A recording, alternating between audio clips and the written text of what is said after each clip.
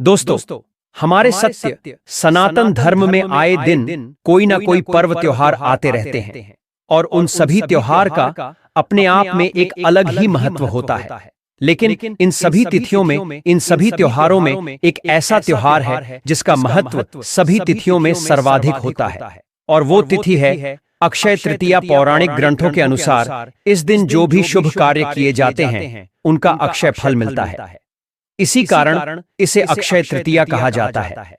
वैसे तो सभी 12 महीनों की शुक्ल पक्षीय तृतीया शुभ होती है, किंतु वैशाख माह की तिथि स्वयं सिद्ध मुहूर्तों में मानी गई है।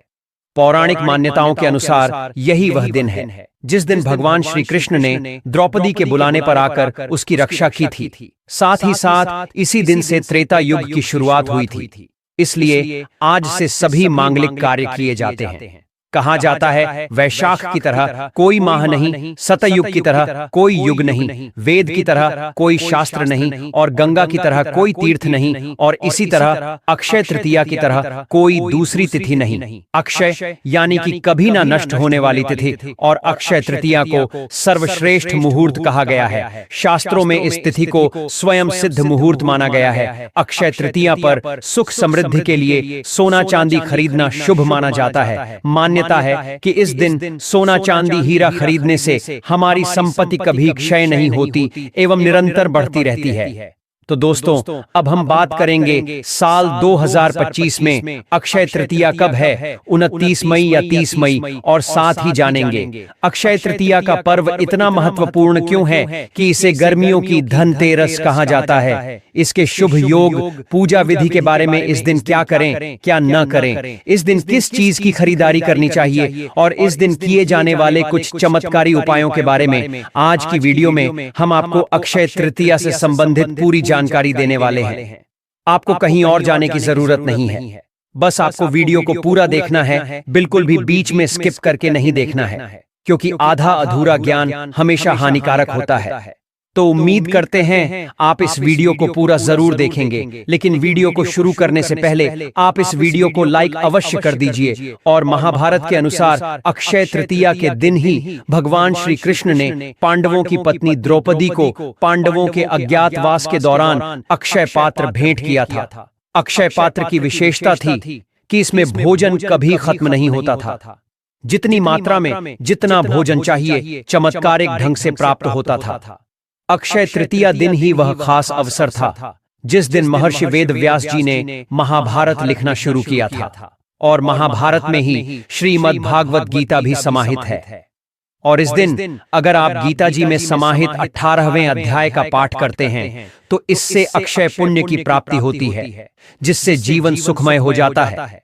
अक्षय तृतीया का दिन हिंदू धर्म में एक अत्यंत पुण्य और चमत्कारी तिथि मानी जाती है।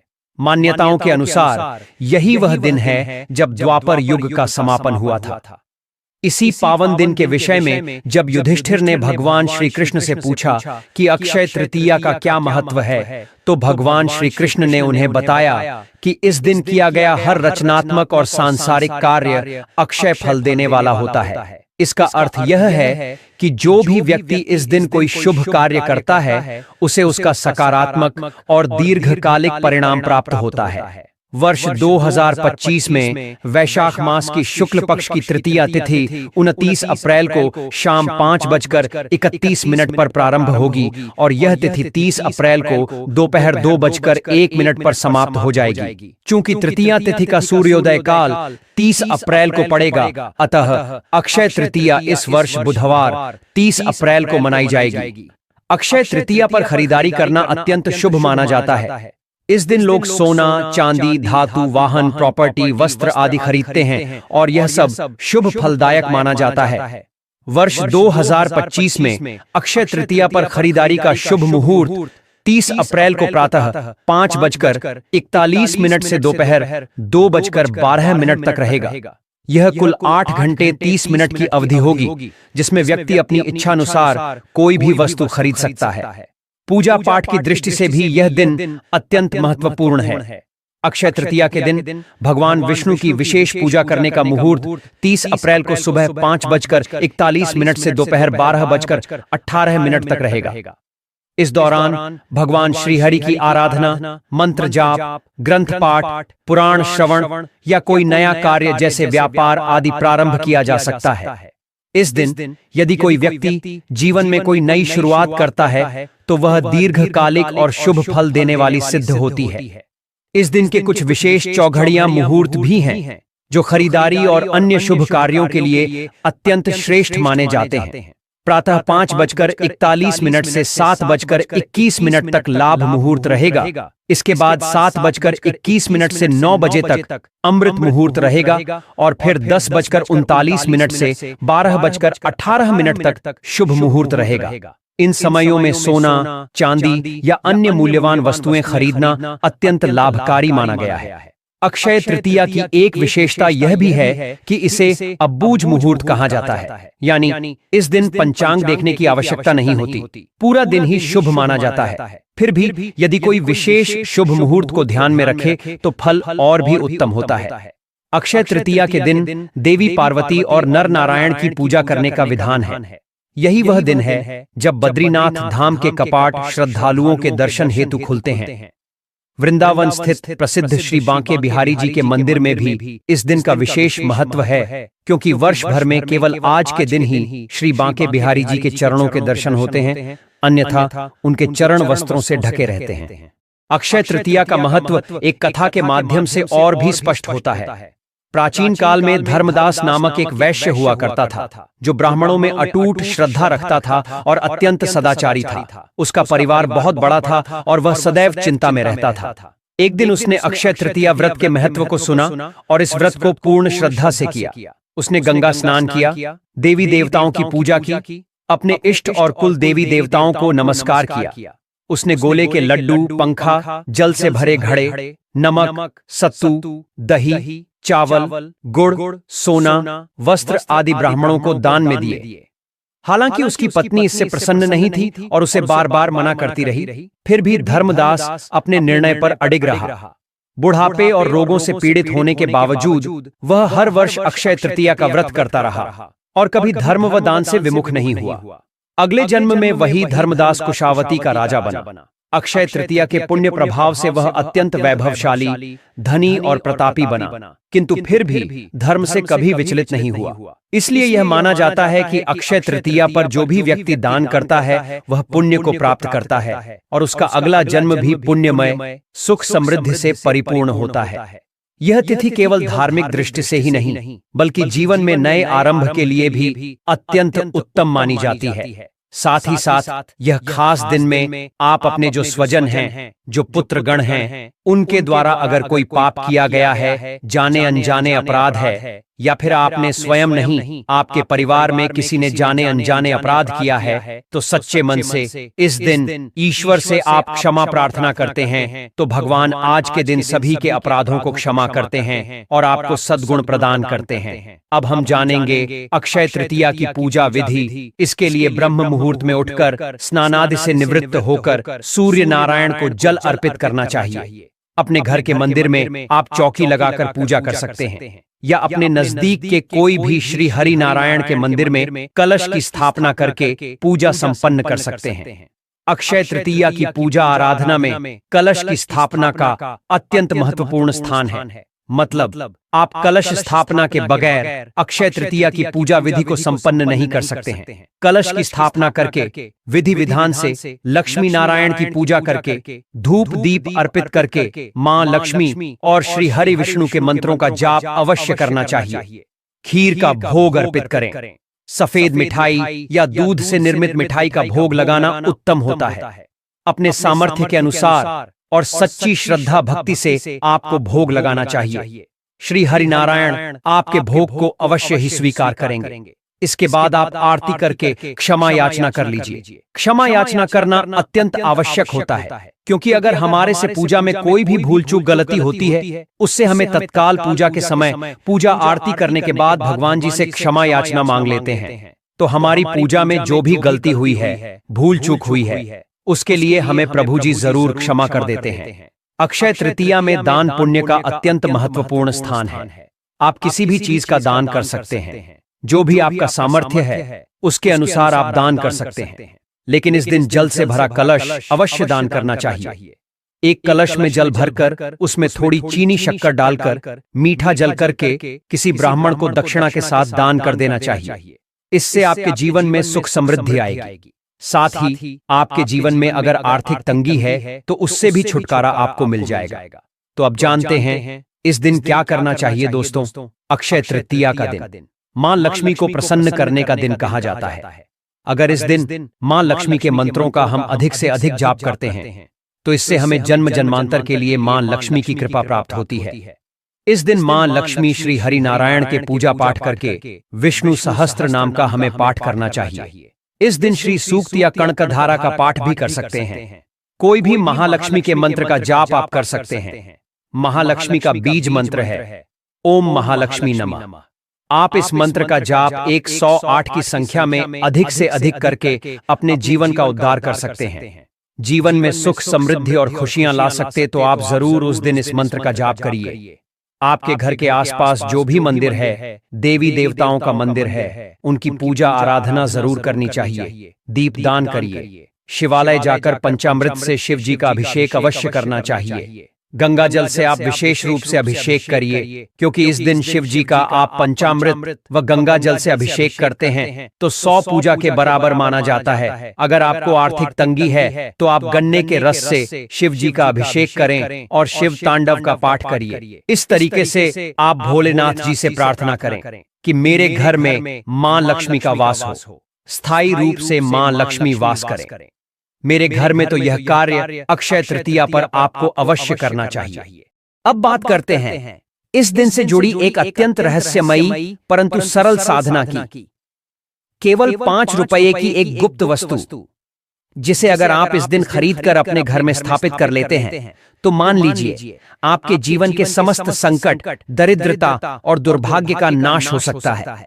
कई लोग सोचते हैं कि अक्षय तृतीया पर सोना चांदी खरीदना अनिवार्य है, लेकिन सच्चाई यह है कि अगर आपकी आर्थिक स्थिति इसकी अनुमति नहीं देती तब भी आप सिर्फ 5 रुपये की एक वस्तु खरीदकर भी उतना ही पुण्य कमा सकते हैं और देवी लक्ष्मी को प्रसन्न कर सकते हैं। तो सबसे पहला उपाय है सेंधा नमक चाय। आपको सूर्यास्त के बाद बाजार से एक मुट्ठी सेंधा नमक लाना है और उसे एक पीले कपड़े में बांधकर छोटी सी पोटली बना लेनी है। अब इस पोटली को अपने घर के मुख्य द्वार के पास किसी स्वच्छ स्थान पर रख दीजिए। शास्त्रों के अनुसार सेंधा नमक का संबंध मानसिक संतुलन और सकारात्मक ऊर्जा से होता है। यह नकारात्मक शक्तियों को नष्ट करता है और आपके घर में शुद्ध पवित्र वातावरण बनाए रखता है। जिस घर में यह उपाय किया जाता है वहां किसी भी प्रकार की बुरी ऊर्जा, वास्तु दोष या ग्रह दोष का प्रभाव नहीं होता। वहां देवी देवताओं की कृपा सदा बनी रहती है। दूसरा महत्वपूर्ण उपाय है मिट्टी का पात्र। अक्षय तृतीया के दिन सूर्यास्त से पहले आप मिट्टी से बनी कोई भी वस्तु घर लेकर आइए, जैसे घड़ा, दीपक, गुल्लक, सुराही या अन्य कोई भी पात्र। आप चाहें तो 11 की संख्या में दीपक भी ला सकते हैं। ऐसा करने से भगवान कुबेर की कृपा उस घर पर बनी रहती है। लेकिन एक बात का विशेष ध्यान रखें, जिस भी मिट्टी की वस्तु को आप घर लाएं, उसे घर के एक स्वच्छ स्थान पर रखें और उस दिन से तामसिक भोजन से परहेज करें। मांस, मदिरा, गुटखा, पान मसाला जैसे पदार्थों का त्याग करें। शुद्ध सात्विक जीवन अपनाएं, तभी यह उपाय फल देगा और कुबेर जी की कृपा आप पर बनी रहेगी। आप सोच सकते हैं कि इतनी छोटी छोटी चीजों से ऐसा कैसे संभव है, लेकिन यही तो हिंदू धर्म की महानता है। यहाँ भाव और श्रद्धा ही सबसे बड़ा साधन है। अगर आप सच्चे मन से किसी छोटी सी वस्तु को भी ईश्वरीय प्रतीक मानकर उसे अपने घर में सम्मान पूर्वक स्थापित करते हैं तो वह वस्तु आपके जीवन में चमत्कारी परिवर्तन ला सकती है। अक्षय तृतीया पर केवल खरीदारी ही नहीं बल्कि दान पैकिंग करना भी अत्यंत शुभ माना जाता है। इस दिन अन्न, जल, वस्त्र, छाता, पंखा, मिट्टी के बर्तन, घी, गुड़, शक्कर, चावल और नीम के पत्ते आदि का दान करने से अद्भुत पुण्य प्राप्त होता है। जो लोग इस दिन पुण्य कार्यों में भाग लेते हैं उन्हें यमराज के भय से मुक्ति मिलती है और अगले जन्मों में भी उन्हें सुखद जीवन प्राप्त होता है। दोस्तों, यदि आप चाहते हैं कि इस वर्ष आपके जीवन में अकल्पनीय परिवर्तन आए, आपके घर में लक्ष्मी का वास हो, तिजोरी कभी खाली ना हो और हर नया कार्य सफलता के शिखर तक पहुंचे, तो इस दिन इन उपायों को अवश्य अपनाइए।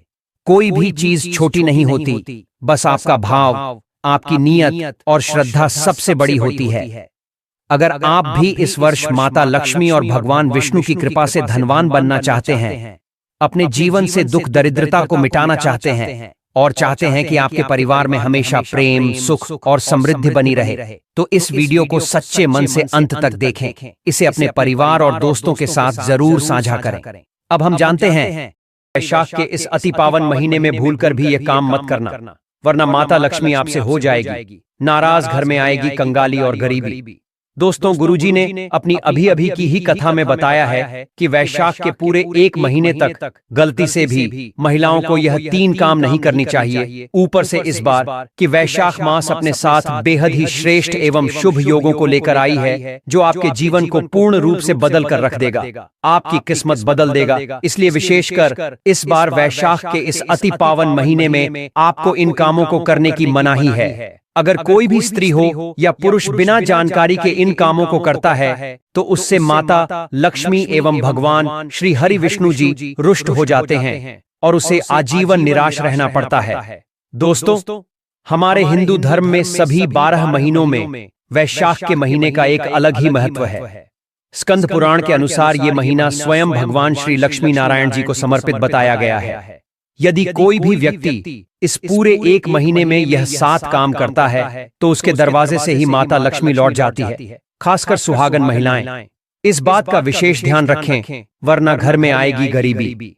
अगर सुहागिन महिलाएं व्रत रखती हैं, नित्य भगवान की पूजा करती हैं, तो आप लोग इस वीडियो को हल्के में ना लेना। इस बार कई वर्षों बाद ऐसा दुर्लभ संयोग बना है कि वैशाख के इस अति पावन महीने में कुल 21 तरह के शुभ मांगलिक योग बन रहे हैं। साथ ही जानेंगे कि इस दिन आप कौन से उपाय करें जिससे आपको अपने जीवन में 100% धन की प्राप्ति हो। साथ ही इन 7 गलती के कारण आपको 7 जन्मों तक निर्धन नहीं रहना पड़े, क्योंकि आज का यह वीडियो बहुत ही ज्ञानवर्धक वीडियो साबित होने वाला है। तो आप अपने फायदे के लिए इस वीडियो को अंत तक जरूर देखकर जाइएगा। यदि आज आपने इस वीडियो को बीच बीच में से देखा, काट काट कर देखा, तो जीवन में आपको कभी सफलता हासिल नहीं होगी। वीडियो को ध्यान से देखना।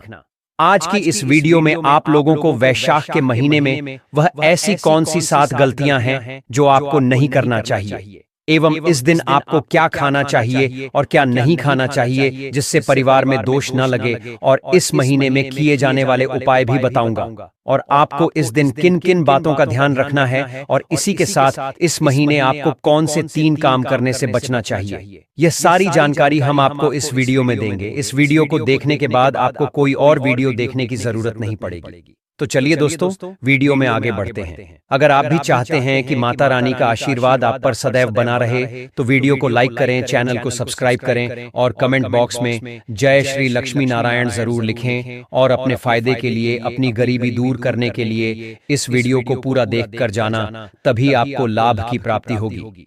दोस्तों, शास्त्रों के अनुसार वैशाख के महीने को सभी महीनों में सर्वश्रेष्ठ कहा जाता है, क्योंकि इस महीने में भगवान श्री हरि विष्णु और माता लक्ष्मी जी की पूजा करने से व्यक्ति को सभी भौतिक शुभ सुविधाओं की प्राप्ति होती है, एवं सभी प्रकार के रोग, कष्ट, दुख, दरिद्रता से सदा के लिए मुक्ति मिलती है। साथ ही वैशाख के इस अति पावन महीने में कुछ विशेष उपाय करके व्यक्ति अपने जन्म जन्मांतर में किए गए सभी पाप कर्मों से भी छुटकारा पा सकते हैं।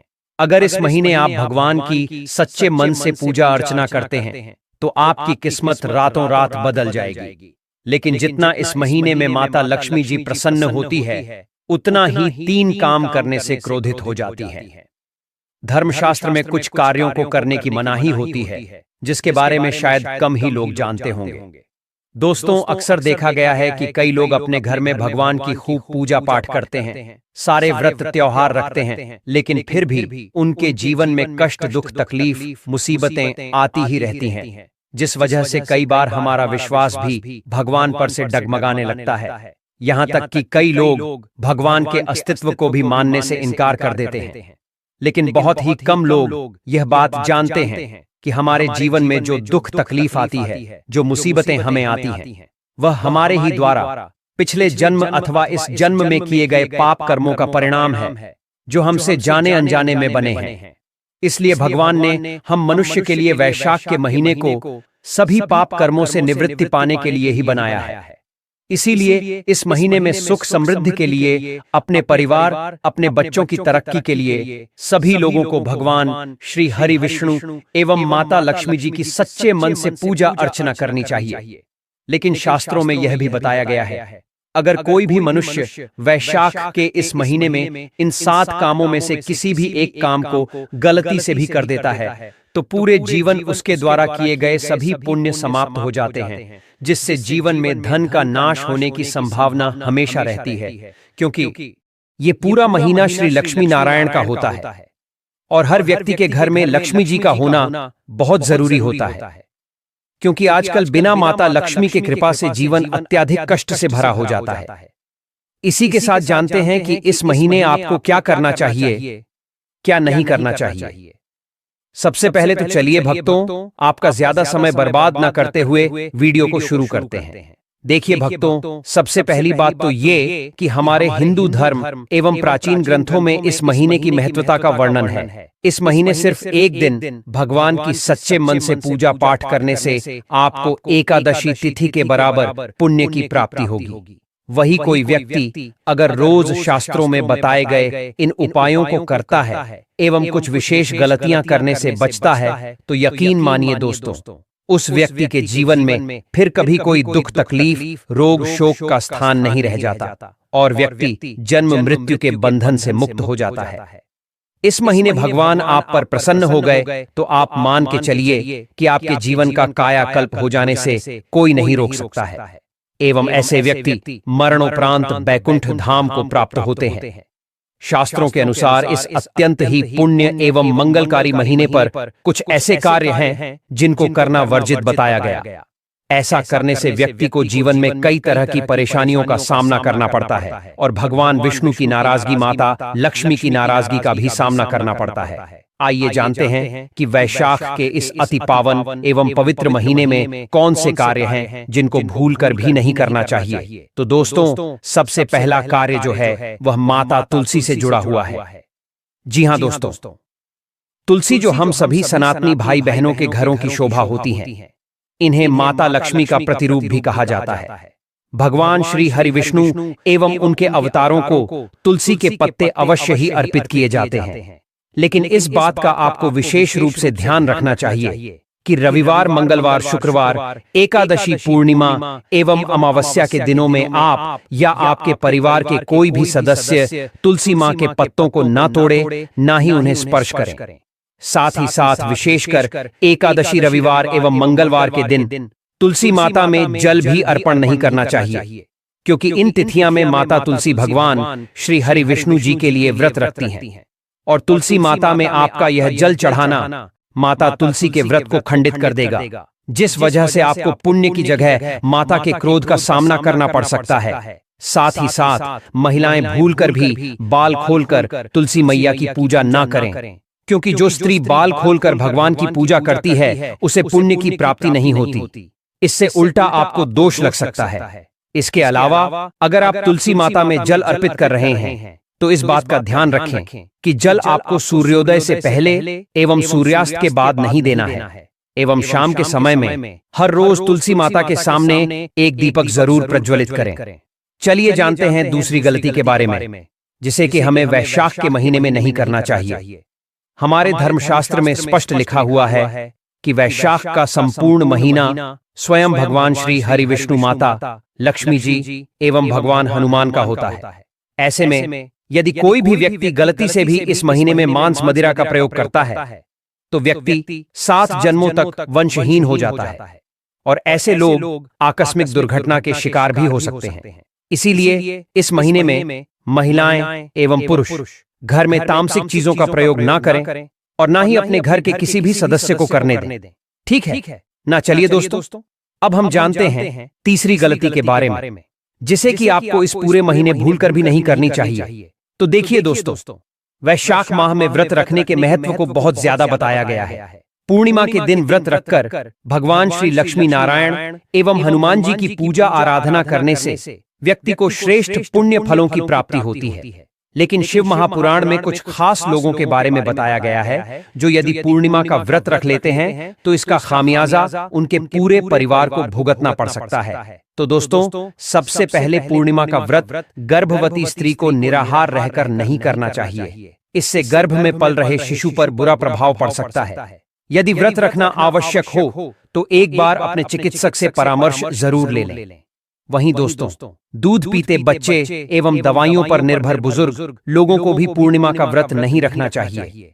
साथ ही साथ यदि आप महिला हैं और पीरियड्स के दौरान चैत्र पूर्णिमा आ गई है तो ऐसे में आप चाहे तो फलाहार या निर्जला उपवास रख सकती हैं। बस आपको पूर्णिमा की पूजा इन दिनों में नहीं करनी चाहिए एवं ना ही पूजन सामग्री को हाथ लगाना चाहिए। वहीं दोस्तों, इस महीने में आने वाली पूर्णिमा एवं एकादशी के दिन आपको अपना मन शांत रखना चाहिए। इस दिन किसी से भी लड़ाई झगड़े या कलह क्लेश नहीं करना चाहिए। व्रत में श्री लक्ष्मी नारायण को काले रंग के वस्त्रों का इस्तेमाल नहीं करना चाहिए। इस दिन पूजन के दौरान लाल या पीले रंग के कपड़ों का प्रयोग करना चाहिए। साथ ही साथ दोस्तों, आपको अपने घर के मुख्य द्वार पर कभी भी जूते चप्पल नहीं रखने चाहिए। झाड़ू भी नहीं रखनी चाहिए। अगर कोई व्यक्ति अपने घर के मुख्य द्वार पर अगर झाड़ू रख देते हैं या फिर चप्पल रख देते हैं तो माता लक्ष्मी तुरंत वापस लौट जाती है और माता लक्ष्मी क्रोधित अवस्था में लौटती है। और जिस घर में मां लक्ष्मी प्रवेश न करें, ऐसे घर में उनकी बड़ी बहन दरिद्रता प्रवेश करती है। आपने जरूर देखा होगा कि लगभग हर एक मनुष्य अपने घर के मुख्य द्वार पर नींबू और जो हरी मिर्च होती है ये टांग करके रखते हैं। लेकिन क्यों रखते हैं? इसको टांगने का कारण क्या है? तो देखिए दोस्तों, नींबू और हरी मिर्च दरिद्रता का आहार है और जब उनको अपना आहार मुख्य द्वार पर ही मिल जाएगा तो उन्हें आपके घर के अंदर आपके रसोई में प्रवेश नहीं करेंगे। इसीलिए यह भी कहा जाता है कि नींबू मिर्ची टांगने से दरिद्रता घर में नहीं आती है। आप में से अधिकतर लोग यह भी पूछते हैं, घर में लक्ष्मी क्यों नहीं आती? तो देखिए, जिन घर में लोग महिलाओं का अपमान करते हैं ऐसे घर में कभी भी लक्ष्मी नहीं आती। दूसरा, जिस घर में खंडित मूर्ति की पूजा होती है, अधिकतर लोग जो है खंडित मूर्ति की पूजा करते रहते हैं। लेकिन जिस घर में खंडित मूर्ति होती है वहां कभी भी देवी देवता वास नहीं करते।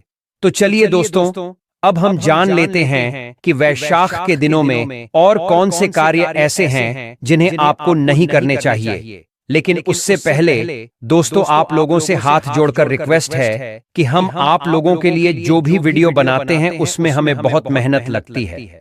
कई धार्मिक ग्रंथों से, साधु संतों से हम ये जानकारी एकत्रित करते हैं। इसलिए अगर आपको हमारी वीडियो थोड़ी सी भी ज्ञानवर्धक लगी हो तो कृपया इस वीडियो को एक लाइक करके हमारे एस्ट्रो केपी चैनल को सब्सक्राइब भी जरूर कर लें, ताकि शास्त्रों के द्वारा बताई गई प्रमाणित बातें और उपाय हम आपके पास लेकर निरंतर आते रहें। और साथ ही आप अपनी राशि को कमेंट बॉक्स में जरूर डाल दें, क्योंकि हम राशि से जुड़ा उपाय भी बताते हैं और भाग में चल रही परेशानियों को तत्काल दूर करने के लिए भी एस्ट्रो केपी आसान से आसान उपाय भी बताते हैं। इसीलिए आप अपनी राशि कमेंट बॉक्स में जरूर डाल दें। तो चलिए दोस्तों, जान लेते हैं कि वैशाख के महीने में और कौन से 7 काम नहीं करने चाहिए। दोस्तों, नंबर 1, भूलकर भी ना करें। इन चीजों का दान दो। दोस्तों, गुरुजी कहते हैं कि वैशाख माह में दान पुण्य करना अच्छा माना जाता है, लेकिन इस दिन कुछ चीजों का दान करना शुभ नहीं माना जाता है।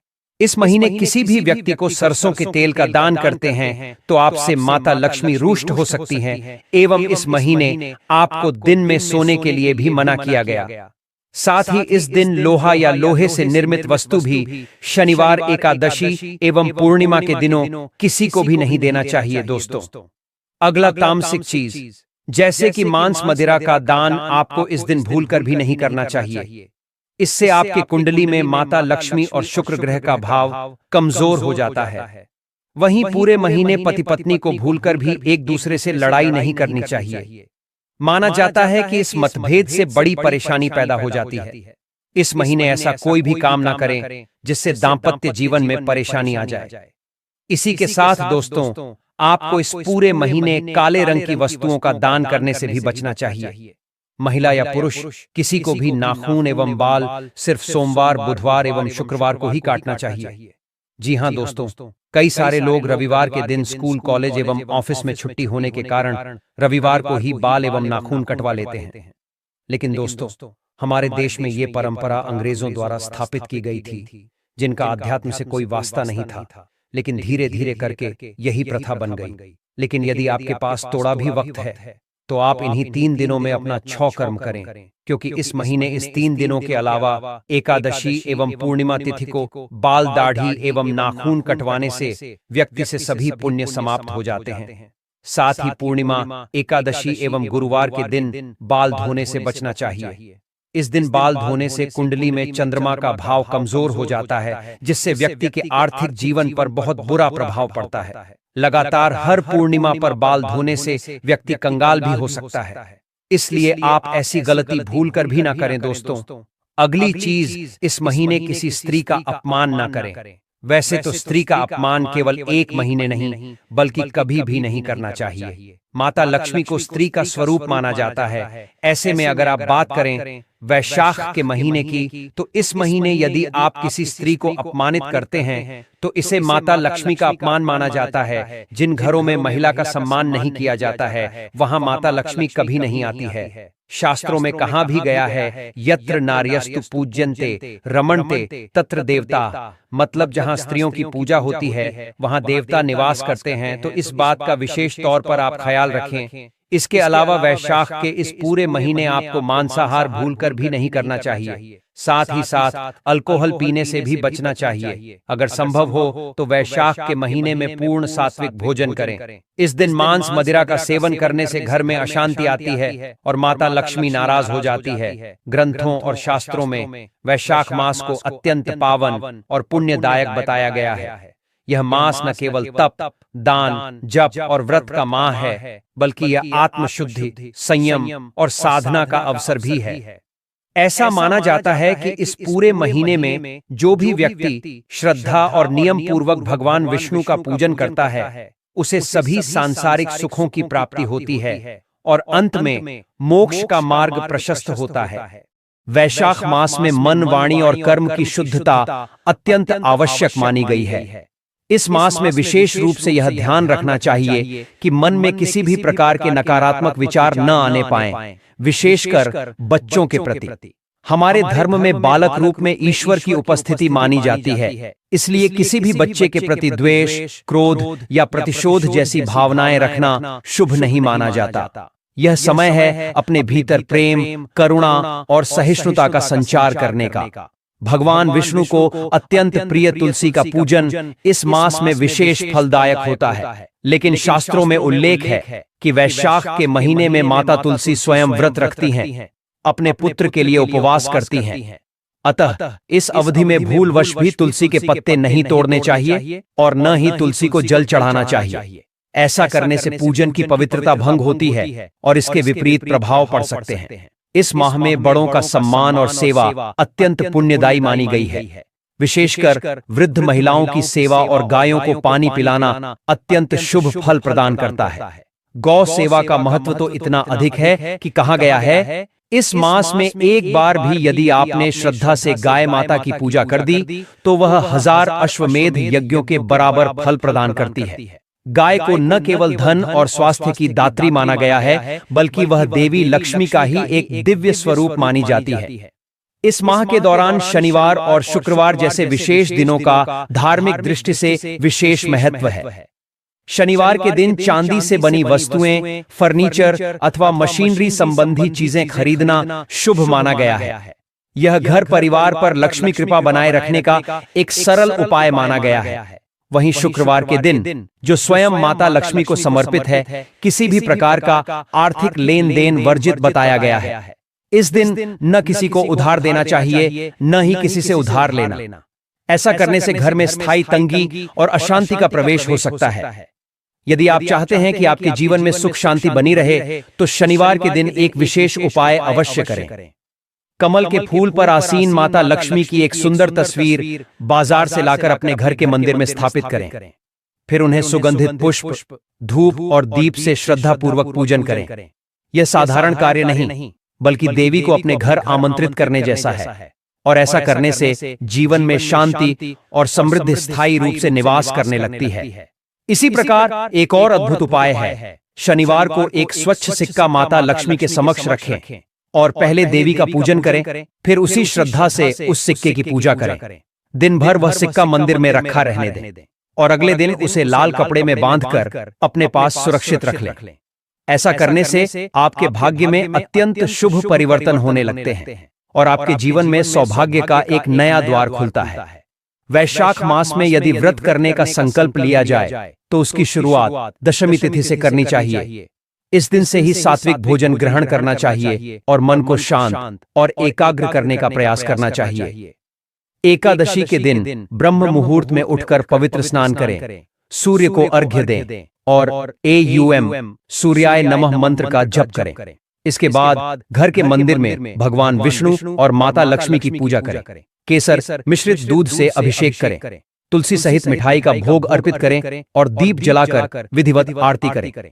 इस दिन अन्न का त्याग करते हुए केवल फल, फलाहार और दूध का सेवन करें।